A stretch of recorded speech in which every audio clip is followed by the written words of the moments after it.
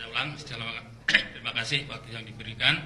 Saya ingin bertanya, kalau anak yang baru lahir itu diharuskan untuk diakikahkan. Ada orang yang menyebutkan bahwa apabila anak itu tidak diakikahkan, maka doa anak itu kepada orang tuanya sampainya atau nyampainya itu lama.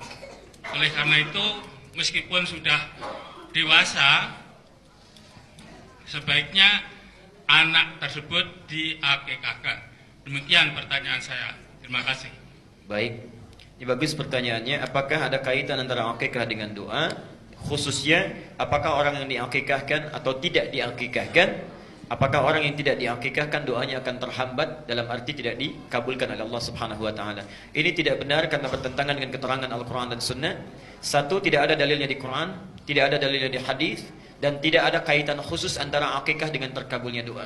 Kalimatnya umum di sini, siapa saja, man itu siapapun yang meminta, ya, sepanjang yakin karena Allah, mau sudah diakikahkan, mau belum karena alasan-alasan yang wajar, kalau dia meminta dengan syarat-syarat ini terpenuhi, dikabulkan oleh Allah Subhanahu wa taala. Kaitan akikah bukan terkabul dengan doa. Kaitan akikah itu terkait dengan dua hal utama. Satu, bentuk syukur kita kepada Allah Subhanahu wa taala. Jadi ketika Allah berikan karunia berupa anak yang akan dirawat sebagai amanah, kita bersyukur. Orang minta-minta belum mendapatkannya, ya. Ada yang minta laki-laki dapat perempuan, minta perempuan dapat laki-laki, minta cepat tiba-tiba lambat, minta lambat tiba-tiba cepat, kan? Makanya ada yang berseloroh mengatakan, bedanya katanya pilkada dengan pilkabe agak jauh, walaupun awal-awalnya sama, ya. Kalau pilkada saat terpilih,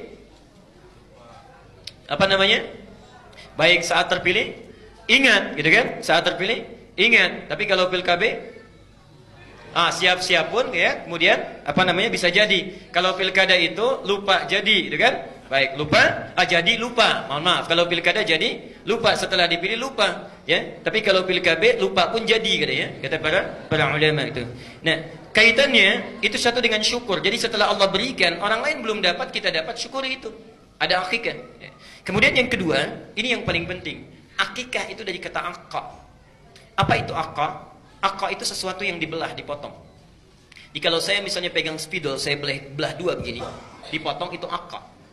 Perhatikan, sifat anak yang durhaka kepada kedua orang tuanya, ibunya mengandung 9 bulan, menyusui, merawat dan sebagainya, sudah besar durhaka. Itu dalam fikih akhlak, kedurhakaannya disebut dengan uququl walidain.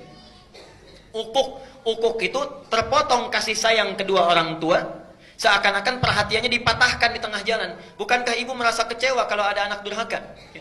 Setelah dirawat apa dan sebagainya, tiba-tiba anak itu luar biasa berperilaku buruknya. Tiba-tiba suka refleks lisan berkata, aduh saya sudah mengandung kamu, saya sudah merawat kamu dan sebagainya. Seakan-akan jerih payah itu terpotong. Karena itu dalam fikih disebut uququl walidain. Nah, upaya untuk memotong sifat jelek ini supaya tidak tumbuh di kemudian hari, dalam bahasa fikih disebut dengan akikah. Jadi akikah itu kaitannya dengan dua hal. Satu, syukur.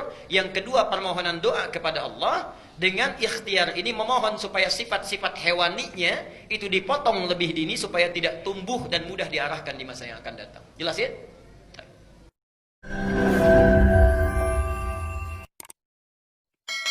Jangan lupa subscribe, like, and share.